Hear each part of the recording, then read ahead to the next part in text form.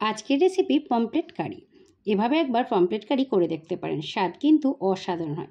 নমস্কার বন্ধুরা, সন্ধ্যা রান্নাবাটির আরও একটা নতুন রেসিপিতে আপনাদের সবাইকে স্বাগত জানাই।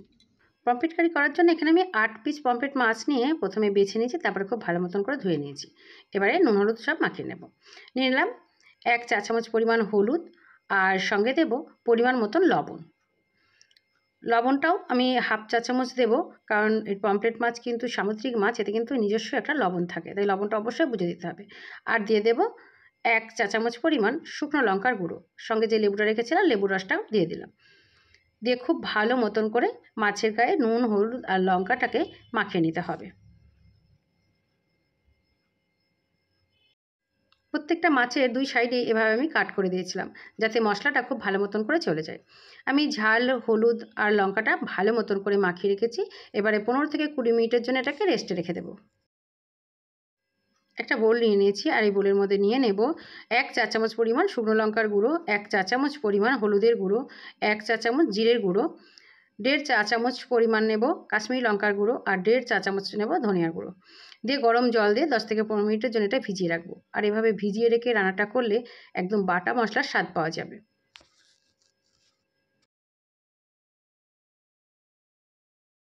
এবারে চলে যাব মূল রান্নায়। গ্যাসে একটা কড়াই বসিয়ে দিয়ে দিলাম 1/2 কাপ সরিষার তেল। এটা সরিষার তেলে খেতেই সবচেয়ে বেশি ভালো লাগবে, তবে আপনার ব্যবহারে রেগুলার তেলও ব্যবহার করতে পারেন।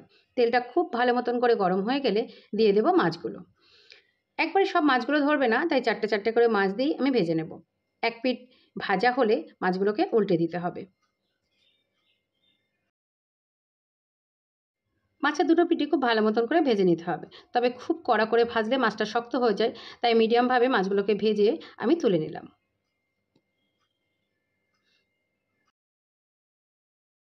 আর একইভাবে দ্বিতীয়বারের মাছগুলোকেও আমি ভেজে তুলে নেব।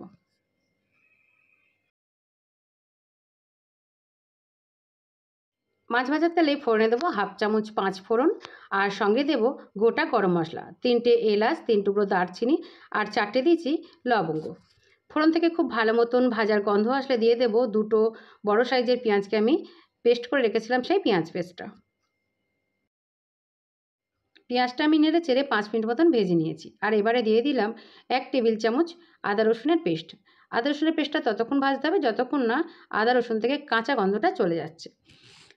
যখন আদা রসুনটা ভাজতে ভাজতে একটা তেল ছেড়ে আসবে, তখন দিয়ে দেবো একটা টমেটোকে পেস্ট করে রেখেছিলাম, সেই টমেটো পেস্টটা দিয়েও নেড়ে চেড়ে বেশ কিছুক্ষণ সময় ধরে এটাকে ভাজতে হবে। টমেটো দিয়ে কিছুক্ষণ কষানোর পরে দেখবেন ঠিক এরকম তেল ছেড়ে আসবে, তখন দিয়ে দিতে হবে গুলে রাখা সেই গুঁড়ো মশলাগুলো। দিয়ে আবারও নেড়ে চেড়ে কষাতে থাকবো যতক্ষণ না পুরোপুরি তেলটা মশলা থেকে বেরিয়ে আসছে। মশলাটা যাতে ভালো মতন করে কষাতে পারি, তাই মশলার বাটি দিয়ে 1 চামচ পরিমাণ জল দিয়ে দিলাম। মশলা কষাতে কষাতে জল শুকিয়ে যখন এইভাবে তেল ছেড়ে আসবে, তখন দিয়ে দেব 1 কাপ পরিমাণ গরম জল। জলটা অবশ্যই গরম দিতে হবে, আর জলের পরিমাণটা আপনারা যেমন গ্রেভি রাখতে চান ঠিক সেই পরিমাণে ব্যবহার করবেন। জলটা গরম ছিল তাই ঝোলটা কিন্তু সঙ্গে সঙ্গে ফুটে উঠেছে। ঝোলটা ফুটে ওঠার পর দিয়ে দিলাম ভেজে তুলে রাখা মাছগুলো। আপনি যদি কাঁচা জল ব্যবহার করেন তবে অবশ্যই ঝোলটা ফুটে উঠবে, তারপরে মাছটা ব্যবহার করবেন। আর দিয়ে দেবো পরিমাণ মতো লবণ। আমি ঝোলে কোনো রকম লবণ ব্যবহার করিনি, সেই পরিমাণে লবণটা দিয়ে দিলাম। দিয়ে নেড়ে চেড়ে মিশিয়ে দিয়ে এভাবে ফুটতে দেবো 5 থেকে 6 মিনিট গ্যাসের মিডিয়াম টু হাইয়ের মাঝামাঝি রেখে। ফিরে এলাম পুরোপুরি 6 মিনিট বাদে। আর এখন কিন্তু মাছটা আমার পুরো কমপ্লিট হয়ে গেছে, আর দেখতে দেখুন কি লোভনীয় লাগছে, খেতে কিন্তু দুর্দান্ত হয়। আর এবারে দিয়ে দেবো কিছুটা ধনেপাতা কুচি, তবে এটা পছন্দ না হলে অ্যাভয়েড করতে পারেন। আর দেবো 1/2 চামচ পরিমাণ গরম মশলার গুঁড়ো। দিয়ে নেড়ে চেড়ে ভালো মতন করে মিশিয়ে দেবো। দিয়ে ঢাকা দিয়ে আমি আরও 2 মিনিট রেখে দেবো গ্যাস অফ করে দিয়ে।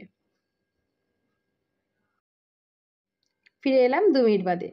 আর এবারে গরম গরম গরম ভাতের সাথে এটাকে পরিবেশন করব। আজকের রেসিপি আপনার কাছে কেমন লাগলো তা কমেন্ট করে অবশ্যই আমাকে জানাবেন।